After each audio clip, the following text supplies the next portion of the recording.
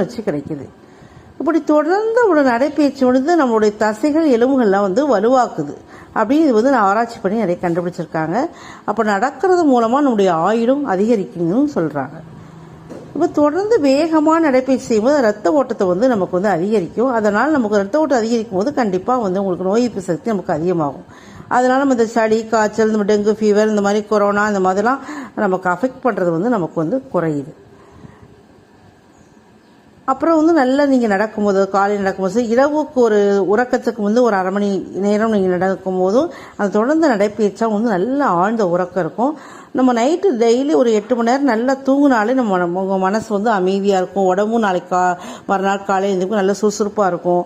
அன்னைக்கு வேலைகளை வந்து நம்ம வந்து நல்ல ஒரு எனர்ஜெட்டிக்காக நம்ம செய்கிறதுக்கு வந்து அந்த இரவு தூக்கம் வந்து மிகவும் முக்கியம். இதுக்கு வந்து நடைப்பயிற்சி மிகவும் உதவுகிறது.